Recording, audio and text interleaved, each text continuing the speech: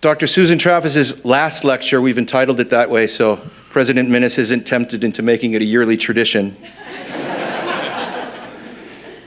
has been called Susan Fest. That's an Atchison.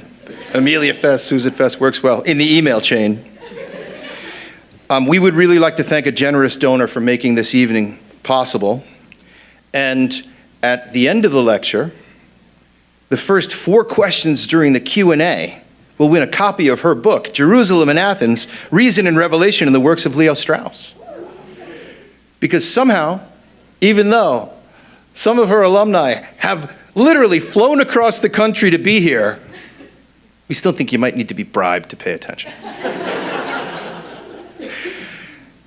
But before the lecture, I am pleased to introduce the president of this institution to introduce our lecture this evening. President Minnis.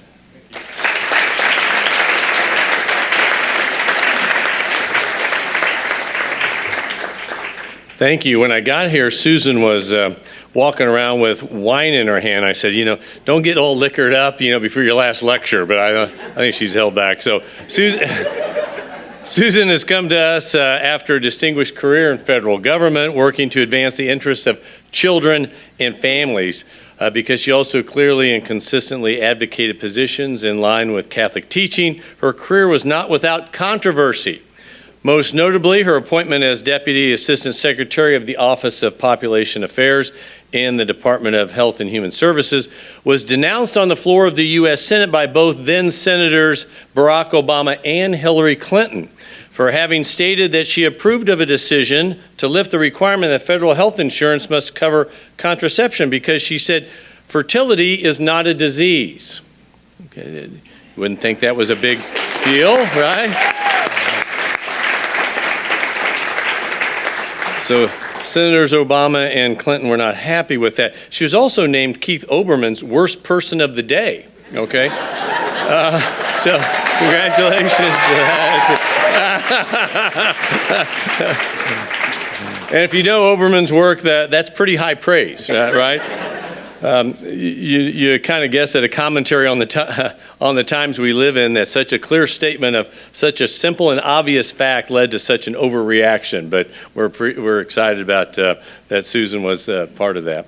Towards the end of this run at HHS, we came to know her. I recall meeting her first at a dinner in Washington, D.C. with, I don't think Bishop Conley at the time. Was he Bishop Conley at the time? He might have been Father Conley. Yeah, Father Conley, but now Bishop Conley of Lincoln, Nebraska. And he gave her such high praise that we felt like we needed to get someone like that at Benedictine College. So I have this management flaw that when we see really, really incredibly talented people, even if we don't have a job for them, we try to hire them at Benedictine because we think here's a great opportunity to get really talented people here, and we're going to take advantage of that. Tom Hoops is one of those examples. Also, Phil Banowitz, who was here, and now he's the president of Mar Hill Mount Academy. And Susan was one of those, and we were blessed to have her. Therefore, Susan decided to turn away from the hustle and bustle of federal office, instead concentrate on preparing future generations of leaders to have the same clear sight and courageous commitment to speaking the truth as she had. She has undertaken a number of roles for us. I tell you that we hire really talented people. We don't really have a job for them, so we kind of make up jobs as we go along just to make sure that they're bringing their talents to Benedictine. So she served first as the Assistant Dean for Program Development and Director of the Office of Postgraduate Preparation and Support. But she has made her greatest enduring mark in her current position, the Director of Academic Enhancement. In this position, she has supported significant faculty development through a series of summer seminars for faculty in the great books and the Catholic intellectual tradition. And she has built the flourishing honors and the great books programs, the good, the true, and the beautiful. So, nice job.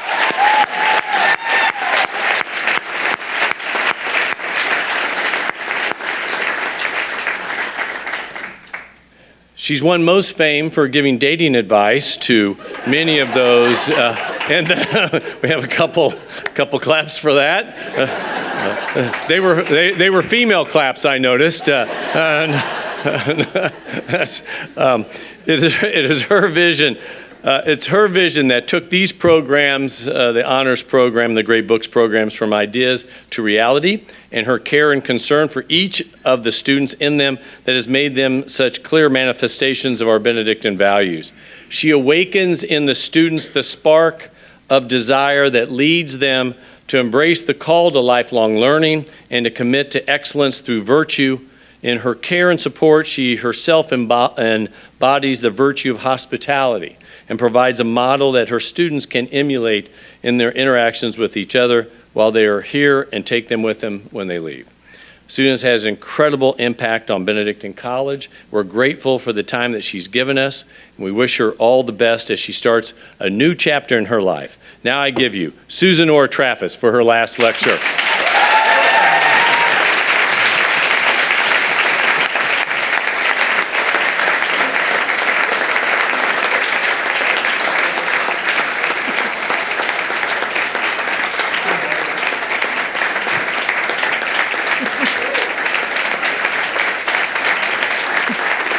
Thank you.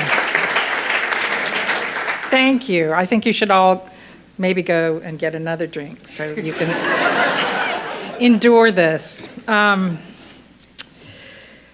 Since this is supposed to be my last lecture at Benedictine, I wanted to tell you why a serious grounding in the liberal arts is the only thing that you need to live a free life. I went to a university with a strong core that required a firm foundation in the great books.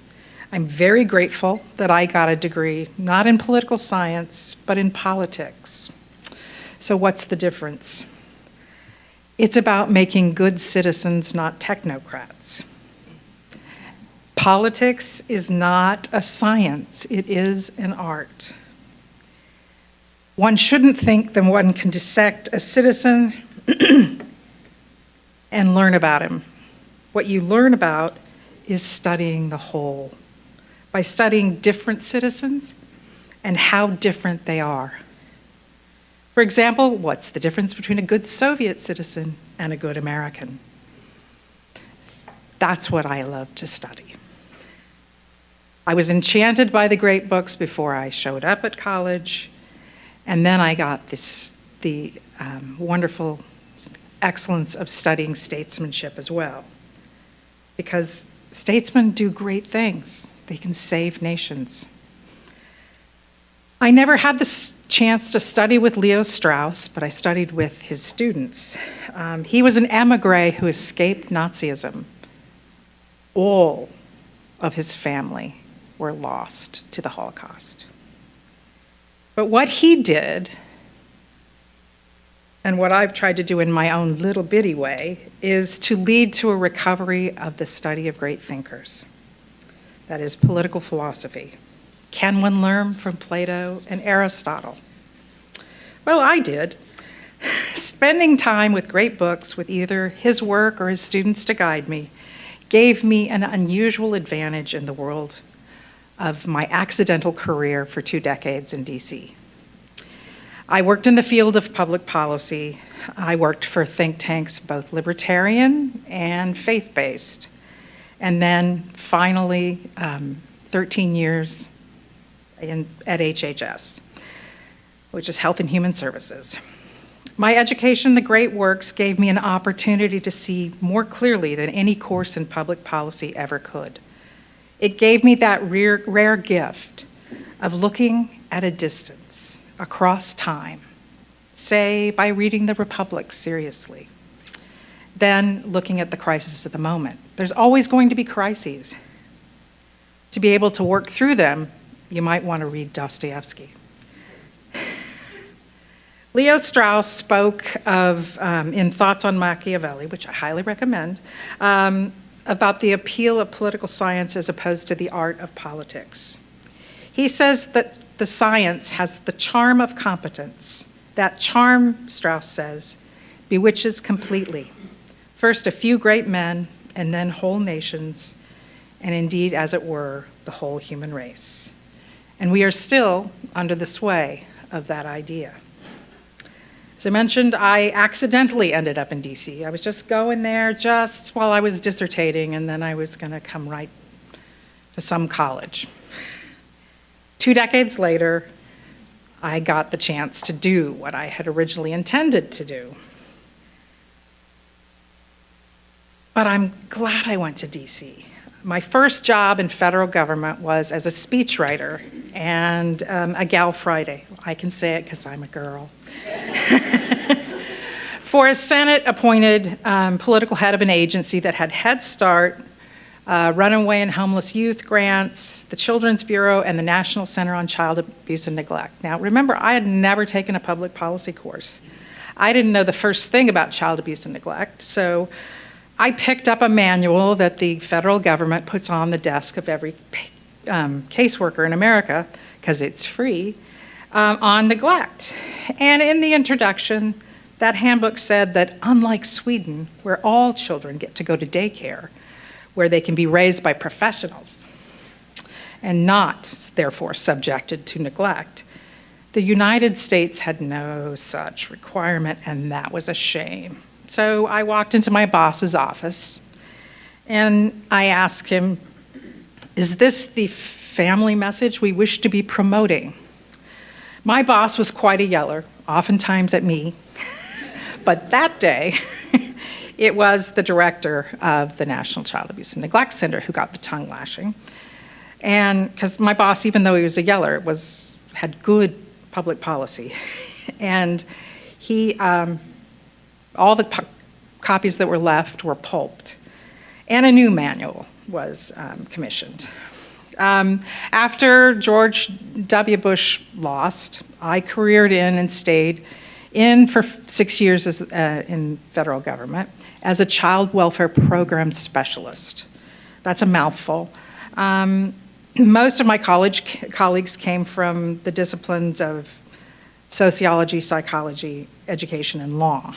I worked in the Children's Bureau, which I eventually returned to under George W. Bush to lead for 6 years.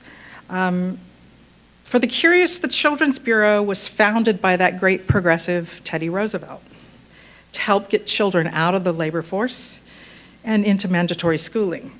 But I did not, in the end, need a public policy class. I relied on my great books education, as well as my many classes on the founding. Only by seeing things as they ought to be, in this case, as the ratification of the Constitution wanted things to be, can we see where we need to go. One has to know how to scale back the administrative state. One also has to know what it is. So I'm going to tell you a little bit tonight about child welfare, because it's not self-evident. In reality, child welfare encompasses public policy surrounding child abuse and neglect, foster care, and the adoption of state wards, those people that, whose parental rights have been terminated. It includes one of the last remaining entitlements, 4E foster care and adoption subsidies. And when I left in DC, that totaled about $8 billion in change. So frightening thought, I was in charge of $8 billion. So child welfare concerns families in crisis when the natural bonds are strained to the point of breaking. One way to think about these people is that these are mothers that knew enough not to abort their children, but just didn't have the wherewithal to do what ought to be done to be good parents. So despite one of its narrow-sounding scope, it is one of the most important areas in domestic policy, for it has everything to do with the relationship between the regime and the family. The field of child welfare, resting on the foundations of social science, is plagued with the weaknesses of that science. That deficiency is a misunderstanding of nature and thereby, of course, of human nature. Modern social science promised a lessening in suffering and a freedom from the constraints imposed by natural law. Its very application, however, leads to a collapsing of the possibility of what it means to be human. Neither virtue nor vice is given its due. Hence, the modern solution ends up causing more ruination than liberation. The tentacles of social science still have a firm grip on family life. It's all the more dangerous because it largely goes unnoticed. Modernity's legacy, with its lure of power and progress, has not yet vanished. Nowhere is it more present, omnipresent really, than in the realm of child welfare. The child welfare profession, as with many modern disciplines, stands unawares upon the shoulders of the great moderns, Machiavelli, Bacon, Hobbes. It's particularly indebted to the Baconian promise to provide relief for man's estate through the application of science. The child welfare profession is predicated upon the two interconnected claims of modernity, the omnipotence of science and the infinite malleability of man. It's dedicated to improving the human condition through the direct intervention at the smallest community level, the family. Most professionals wouldn't recognize their lineage and would be even horrified at the roots that are still discernible. But everything about the profession is infused with modernity. Mirroring the science of modern medicine, child welfare professionals are trained to look at human behavior as a doctor would look at disease. Just as doctors strive to eradicate cancer, child welfare professionals work to end all strife within the family. Even the tools of their trade are couched in scientific terms. If someone beats a child, he is in need of treatment. Caseworkers use risk assessment tools to decide whether or not a child can remain safely in a home. As if by the use of a checklist, you can discern whether someone's going to choose to do evil. Such tools lessen the dignity of all involved.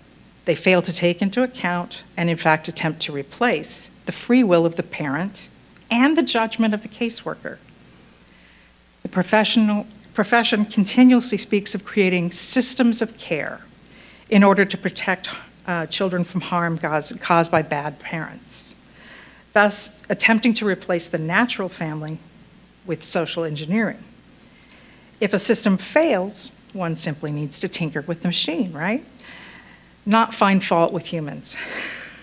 Finding fault is made more difficult because any agency intervention is cloaked under the secrecy of confidentiality laws. Each intervention is treated as utterly private. Child welfare agencies are lodged within the state. Their actions cannot be private. Citizens do not have a choice when the agency enters their lives. Social service agencies that have the responsibility for child welfare are the most intrusive arm of the therapeutic state. For these agencies have the authority to intervene in family life without a warrant, regardless of whether or not a crime is suspected. They have the power, in concert with cooperative courts, to disrupt or keep parents and their children together. They can remove a child from home when the agency determines the child is at risk.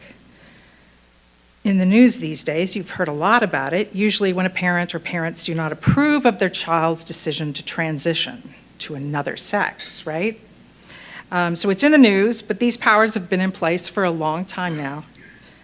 And the determinations are done outside of a criminal court, so there are no due process requirements. The standard of evidence, much lower to remove a child from the home.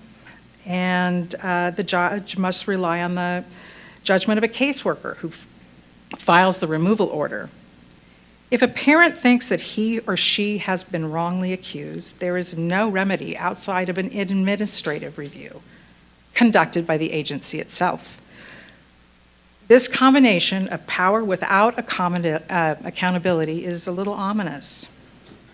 That we decide to intervene in cases of child abuse and neglect is not a problem. Rather, it is the manner that intervention is carried out. Child welfare professionals were long ago successful in persuading state legislatures to decriminalize child abuse and neglect. Pretty much you have to kill a kid to get the court or the criminal side to intervene. So we're not making judgments of justice and injustice, and we're not meting out punishments. Social work done under government auspices, I'm not talking about people that work for agencies that provide services without the threat of removal. They're attempting to heal family members who've gone wrong.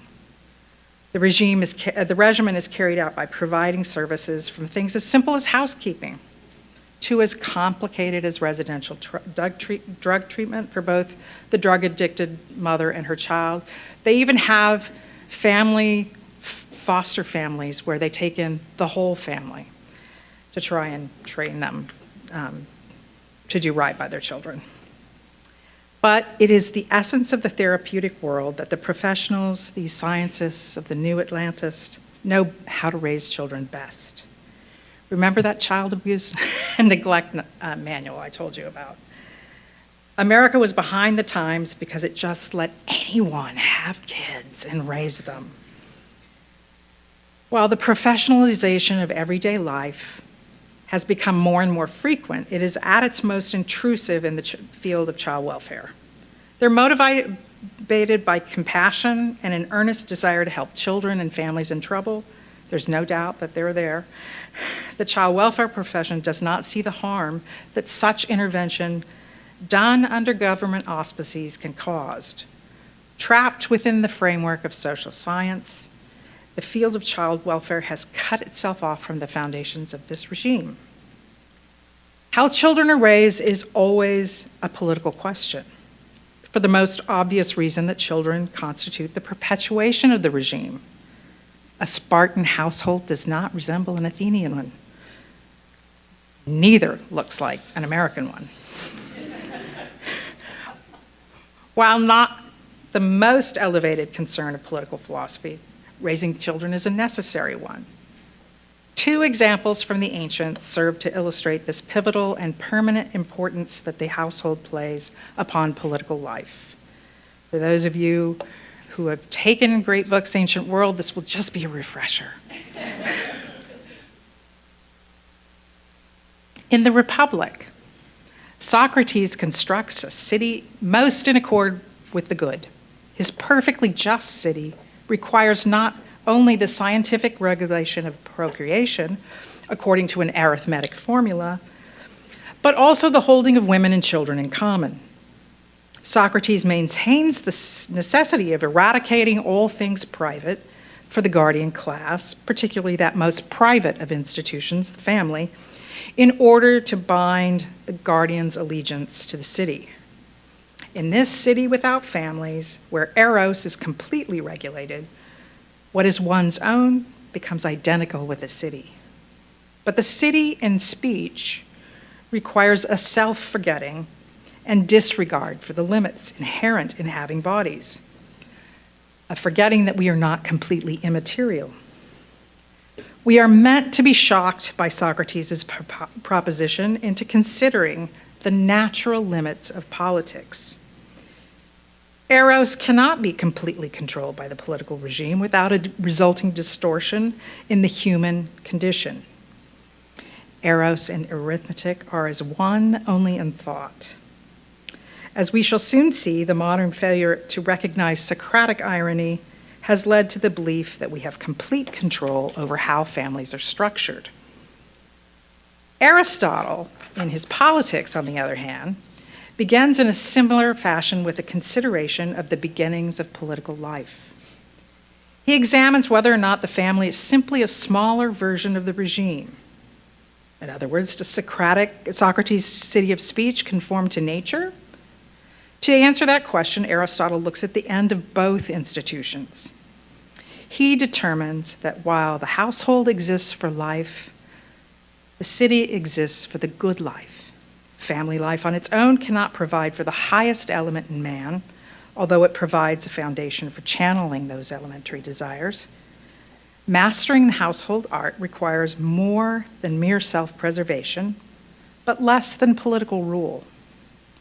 Thus, Aristotle disagrees with Socrates, insisting that statesmanship is not simply the art of household writ large, but different in kind, a nobler and architectonic art that allows for the grander virtues of magnificence, magnanimity, and justice.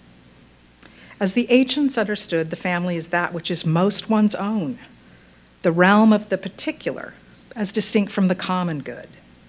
Family life is rooted in the nature of man, that he has bodily desires, but it is more than that. The family at its best is that community in which we begin to learn to be good men and good citizens. And now I'm going to quote from my favorite writer, Leon Cass, in Toward a More Natural Science, in which he says that the family is that nest and nurture of humanity, private, intimate, and vulnerable.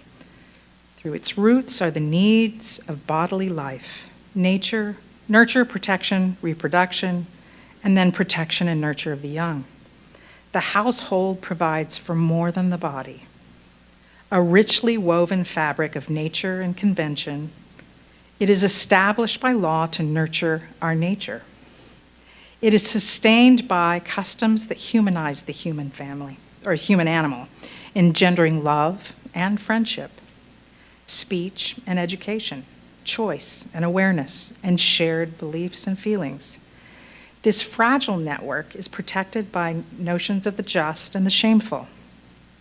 Justice in the household is founded on clear demarcation of who belongs to whom, embodied first of all in strict prohibitions against incest and adultery. Shame protects the intimacy and immediacy of family life, indeed of all human relations.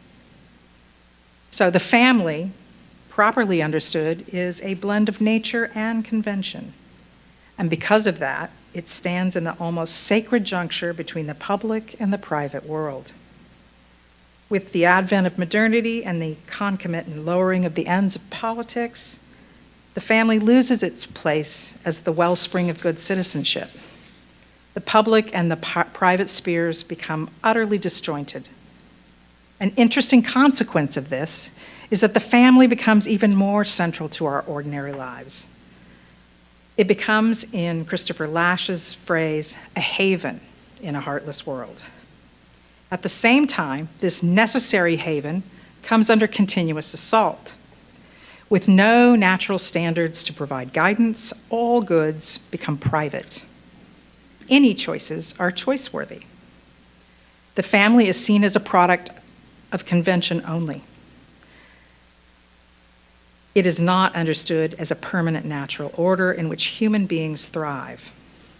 If the family is simply conventional, it is similarly infinitely variable. The family just becomes a group of individuals proclaiming themselves a family, in whatever form. And every formation must be granted equal status. In the world of child welfare, it is the poor and marginalized citizens who are hurt most by this policy. Overcoming desperate circumstances requires good character, especially that virtue which is the foundation of all the others, self-control. When virtue is not rewarded, but is instead one of many equally worthy lifestyle choices, the poor are disproportionately harmed.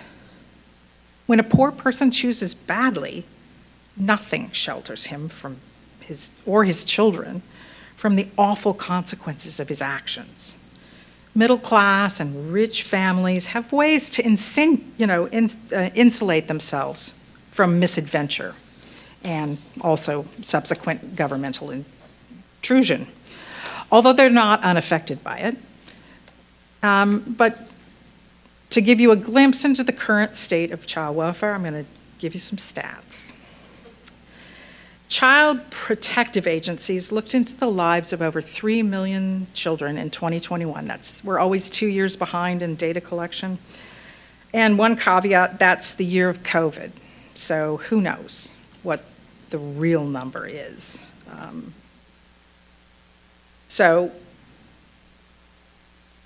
the normal people who see children and report and are good reporters, they're usually law enforcement, medical professionals, and teachers.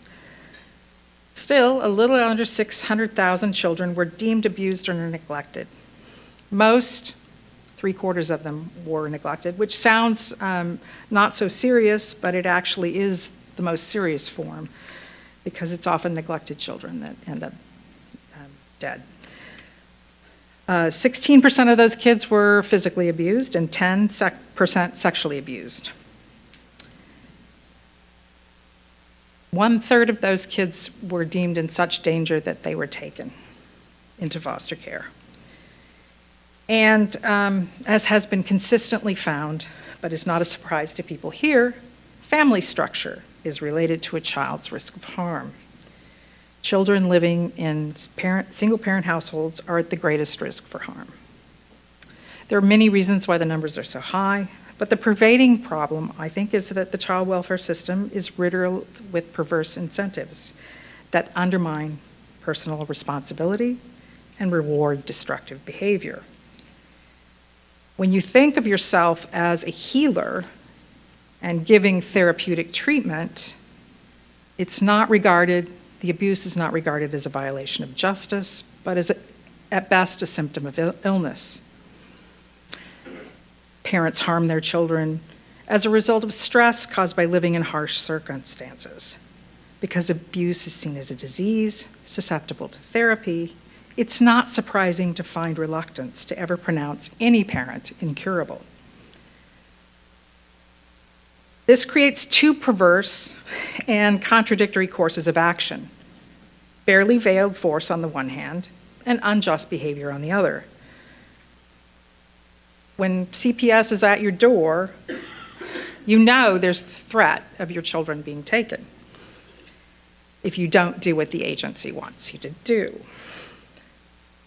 Conversely, the parent is given multitudinous chances to improve because abuse is not seen as a moral problem, which often places children in harm's way. Shameful behavior isn't seen as such. It's a symptom of stress or poverty or a lack of education and how to be a good parent. I recommend the Homer Simpson episode on parent class to see what being required to go to parenting class is like, because Marge and Homer have to go.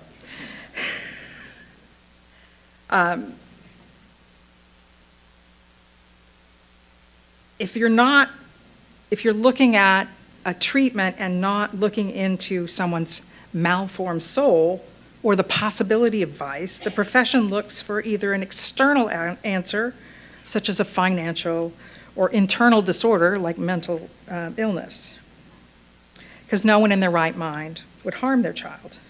No thought here about unrighteous anger. It's not a problem for me, I know. There is no public praising or blaming. There's only treatment carried out in private by professionals. At its best, it treats humans as infinitely malleable. At its worst, it reduces them to solely material beings whose character is completely dependent upon their economic conditions. The alliance of relativism with the dynamic of the therapeutic creates a dangerous circumstance, as the therapeutic makes demands without a real standard of what a good family ought to be, because that would imply judgment.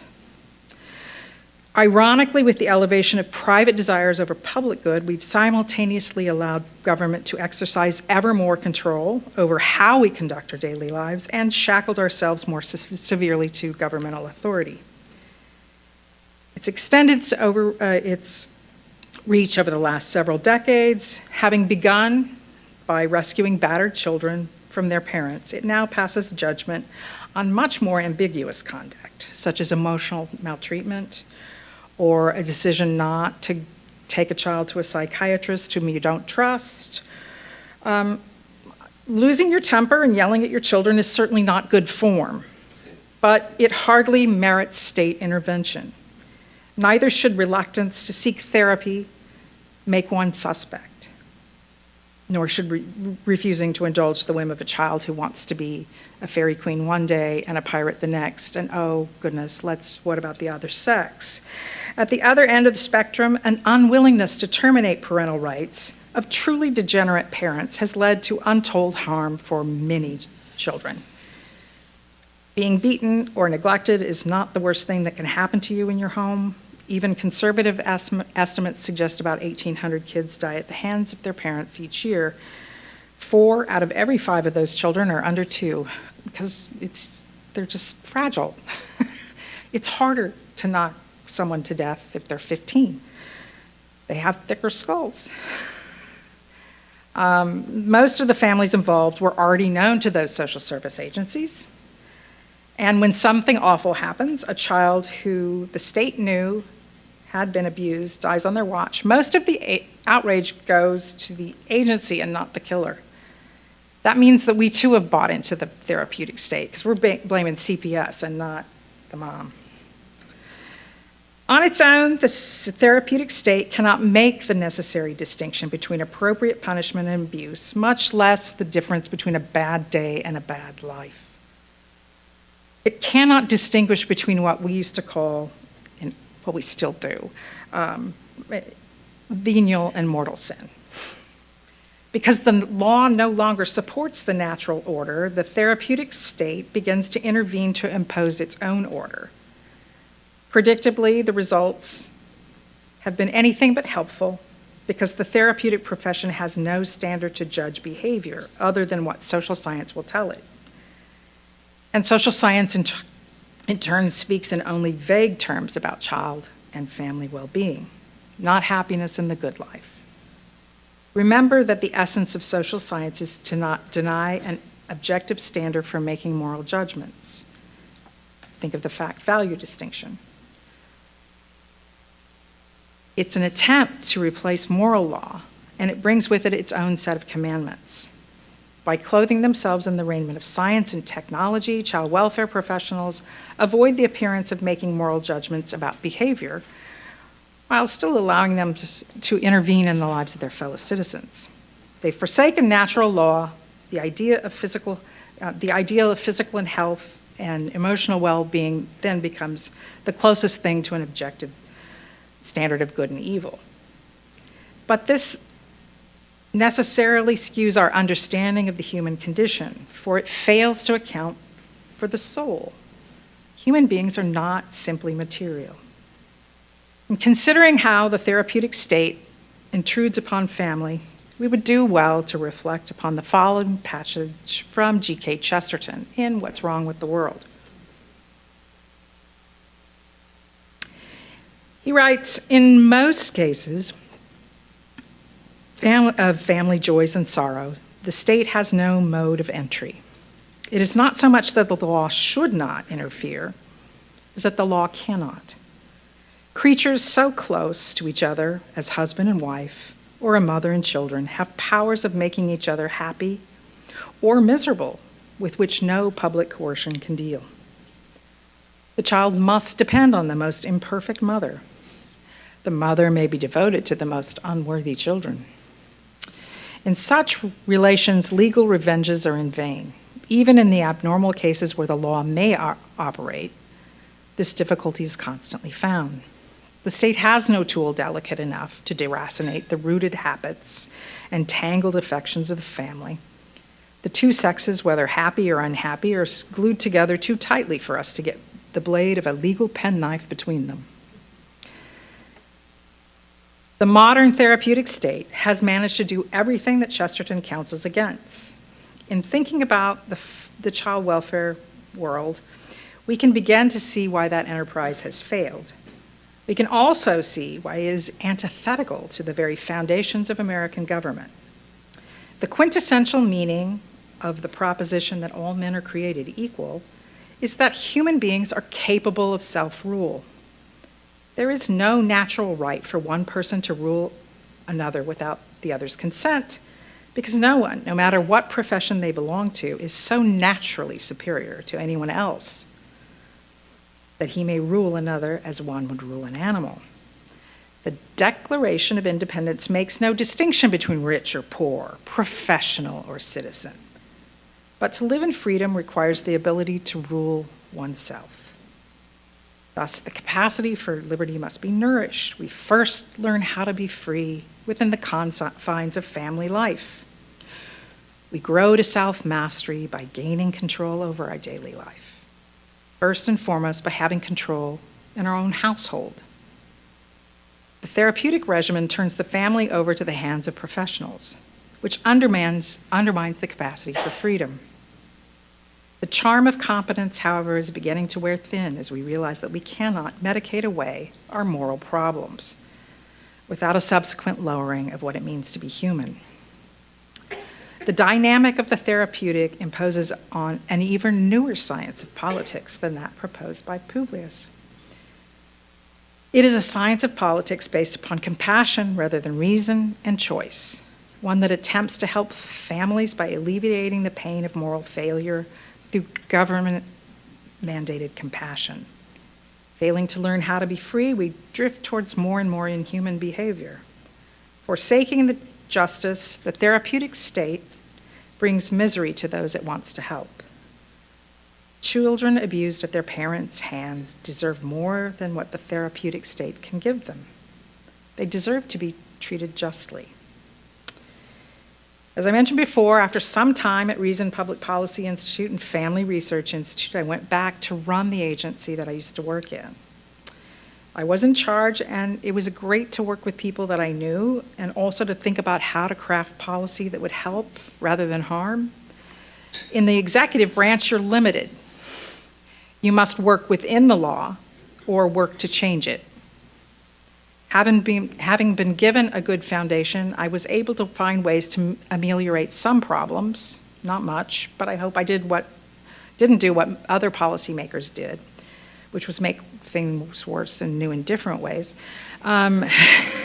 It's true. I couldn't have done what I did in those 2 decades without having read deeply first. So my advice to you is to go, before you go out into the world, is to read deeply. Then go and do. Thank you.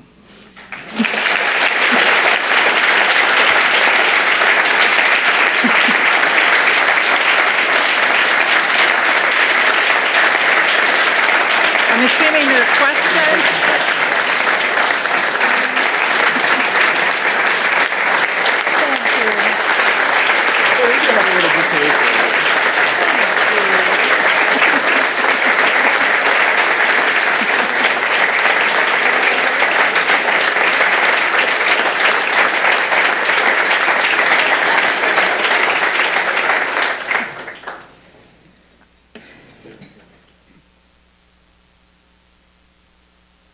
We have Q&A, so you're not going anywhere. I know, I'm just putting down my loot. During the talk, I saw at one moment a young man and a young woman who, as far as I know, don't even know each other. She'd have you married if she was here another year. But it's a current student, somebody graduated about 4 or 5 years ago. Both have the exact same knowing smile at the mention of Leon Cass. Just one of the I'm many not gifts alone. that you've been given Dr. Spear. by this woman. So, as we said, the first 4 questions get the copy of the book Jerusalem and Athens, so there should be plenty of questions. The next book, Eros and Arithmetic, has already been banned by the Mother of Divine Grace curriculum for its graphic algebraic notation.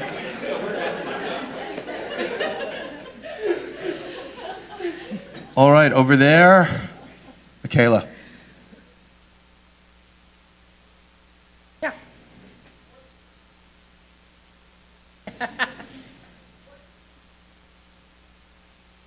Yeah.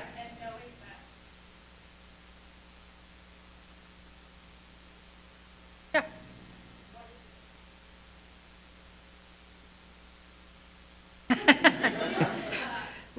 Are you asking me to, what public policy? Yeah.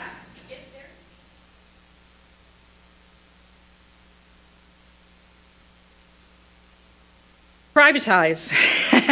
I'm much more willing and I'm much more trusting of someone offering me something when they don't have governmental authority behind them. So as Catholics, we need to get back into the bad neighborhoods and witness and love them, because, they, yeah, like them. Well, go down to where they live. No, I mean, but also do a Google thing. I don't know how to do it because you knew me in tech. It's gotten worse. If you did a Google screenshot from 15 years ago and now, it's different. And it's different because people are there who love and will love them no matter what. I'm not saying you don't intervene when something awful happens, but I want both the child and the parents to have due process. No one has due process now. When I ran child welfare, Ramona Foley was a great woman from South Carolina, and she just moved to Oregon, and she was now the head of child welfare, and she came from South Carolina, and she's a hoot. But she said, I really think that people can just wander in at the beach and vacation here, and they're going to get on the state's list, and then they're going to apply to be a Boy Scout leader or a Girl Scout leader, and they're going to find themselves on a bad list just because somebody turned them in Oregon because they have really strict senders, So make things public. Now, in education, you call and call and call, and that happens all the time. Sometimes I think it takes 5 or 6 before a family is investigated enough to get a child maltreatment case against them. In the interim, it's messy. But it has to be a public policy. It has to be state changing. We tried to do something similar for foster care that was done for welfare, which would have let the money go to whatever the family needed, as opposed to we'll only give you money if you if you take the child out. It's not a money maker for the state, but if they could give them something that was necessary instead of only be able to spend money if they're in care, that would be one thing. And work with the poor. I'm not in charge of picking because I would pick Ms. Dr. Watson. Traffas, thank you so much for your lecture this evening. Social sciences and social caseworkers are something that are very close to me and my family personally. I'm actually writing a paper on it right now, specifically the Fourth Commandment, and my question is so from the perspective of the children growing up in that sort of situation, the Fourth Commandment, honor your father and mother. So growing up in something like that and then turning around back to your parents, maybe you weren't the best. Mm-hmm. What do you think can be done in that regard, sort of healing that relationship and then also saying, you weren't the best for me, but I still owe you something? Yeah, they gave you life. I mean, we forgot that's no parent is perfect. Just talk to any of these professors that were blessed with children. They will tell you, oh yeah, I fail them every day. I didn't grow up in a great household, but I still think they did okay by me. They made me stronger. They made, there was a time of forgiveness. For me, it was my father decided to quit drinking and did the program. He worked the program, and one of the things you have to do is ask for forgiveness. And I was happy to give it. But it'll take time. Yeah. Most kids that are in foster care that don't get adopted, which is by the time you're 8, even odds that you'll get, even if the parental rights are terminated, you have about a 50% chance of getting adopted. And where do those kids go by the time they're age out of care? They go right back home. So the state decided it was unsafe for them to be there, and that's right where they go. Because, it's their natural bond. And yeah, it's pardon the phrase, a crappy household, but it's mom. she's out of jail now. It's a mess. Over here. Hello. Hi there. So I know that the system's really screwed up right now, but it's what we're stuck with for now. And there's a lot of kids sleeping in offices, Yes. because there's nowhere to put Fentanyl. them. So probably what we should be doing is fostering them and adopting them into our families, right? With proviso. If you've got a 10-year-old that's been in care for a long time and you've got little ones, this is not the time for you. But you know what? We live longer, lots of empty nesters. And one of the great things I got to do when I was in my job in child welfare was I brought all the evangelicals and the adoption and foster care people together in a room. And I said to them, it was about this size, and I said, these people aren't Satan, to the child welfare workers. And then I said to the religious people, these people aren't Satan. Talk to one another. You need each other. The evangelicals, you have this, you need to take care of the widow and the poor. And this is a great way to do it. And, it turns out that, spending a couple of days in a nice hotel and meeting people, a lot of really good things happened. Needs to be something similar in the Catholic world. There's been some shift in Catholic social services, but when I was starting in this, I had friends who were turned away from Catholic child welfare adoption agencies.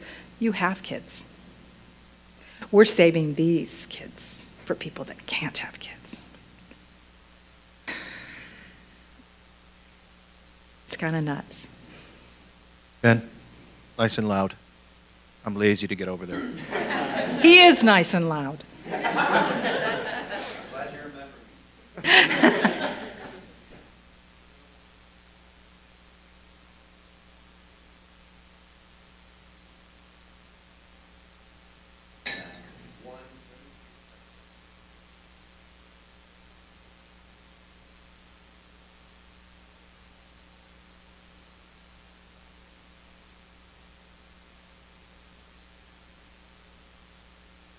The killers.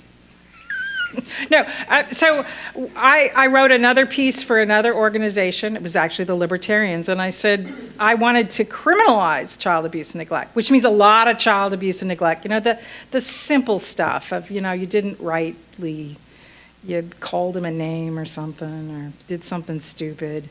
But, you're putting cigarettes out on the kid. You ain't getting another chance. So criminalize that behavior, remove the kid, terminate parental rights, and whap them into a foster adoptive home right away. But, it's messy. Parents are always messy because they're human. And,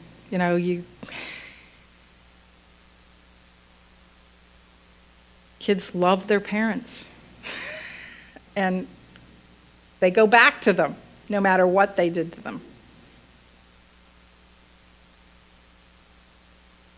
These questions are now just for nothing. Just want to say. Actually, it might not be for you. She does the best imitation of your laugh that I have ever heard. I'm going to bring her the mic, actually.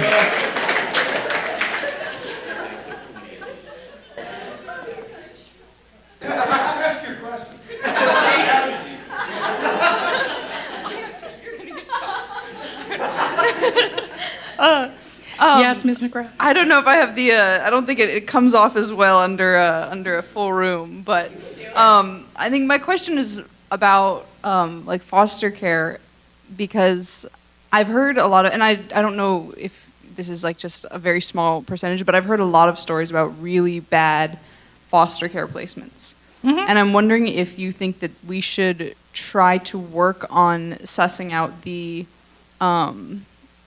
people who are giving kids into foster homes too, or should we be trying to move this away from a government agency entirely and do it a different way? Well, you can never take a kid away without a state intervening, unless there's a voluntary, I have a kid, I know I'm not worthy, and I can't get my act together, and I give the judge and say, I want to place the child here. But most people, oddly enough, are strongly attached to their children. And it's going to be a police action to remove that child. And yes, there are all kinds of perverse incentives in the foster care world. They get payments. There's been a move, which is kind of odd. I mean, I don't mind if you look at the grandparents and the relatives, but the regs and the Social Security Act require that you look there and place first. You get penalized as a state if you didn't place with kin. That's not good. So, if grandma, she's much older, she's probably not in the best of health, and she raised children that behave badly, and then we have the third generation of behaving badly. So there has to be something, back in the day, there were homes where you put kids in, and then people knew where to go. You went to the orphanage, but that became a bad word because people read Dickens, I guess, in the 60s and thought that.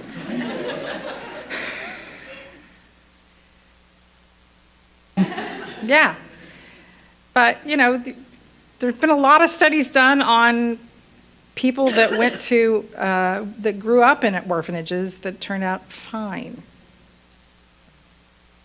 And even not that long ago, during the Depression, people would drop off their kids at orphanages because they couldn't feed them, and then maybe come back when life got a little better and come get them. But we need those nuns again. New order. Thank you so much, Dr. Traffas, for your lecture. Sure. In answering some of the previous questions, you've mentioned the phrase parental rights, which relates to the way that the state, recognizes the rights of parents because they can't intervene unless there is something that breaches that. But then, as you were mentioning that, I was thinking of the concept that a husband and a wife don't have a right to a child, and any child that is given to them is a gift. Yes. So can you talk about how a marriage that views their children as gifts and not as a right makes it something where the state doesn't have to take away their parental rights? No, because there can be bad Catholics out there. There really can. Or Christians or Jews or, some people just, as much as they know, they can't do. And, that's helpful. How hard is it for us to see every moment as a grace? I forget. And much less, children and grandchildren. That it's totally a grace and a gift. But you constantly have to remind yourself of these things, right? Helps with daily prayer. You say, I'm so grateful for the Isaac and Margaret Mary Traffas family. And please keep them safe and warm and happy. And Sam Traffas and his family too. I have, the greatest blessing when I didn't have kids, but I get grandkids. This is just great. I really wanted children. I wanted about 1 billion of them. But I got 9 grandchildren and 10 godchildren. I tell girls I wasn't specific in my prayers. Children. From me. That's me. No, it's all been a blessing. That's the thing. Things that you think are a cross and a trial, because I'm not in charge of life. It turns out to be a bigger blessing than I would have planned for. We have time for one more question, unless somebody really, really, really wants to hold dinner up. Looks like But I Lionel saw does. Ava. Oh, what generosity of spirit. But Are you in Lionel his class? wants to. Not even. Wow, fantastic. I want to hear Lionel's question. I don't want to hold dinner up, but thank you for the lecture. Sure. I was glad to hear you draw attention to this issue. I don't think it's a simple issue. I think it's very difficult to speak generally about it. But Yeah. when I was about 15, my sister was taken out of our house for about 19 months, and we never found out why, and we never found out who reported. Anyway, so my question is, if you were getting on a plane, and John's already got a ticket, he's with you, with HHS and John, and you know you're going to crash on a desert island, and you have one extra ticket, whom do you bring with you, Plato or Homer? Ooh. And if it's not clear enough what I'm asking,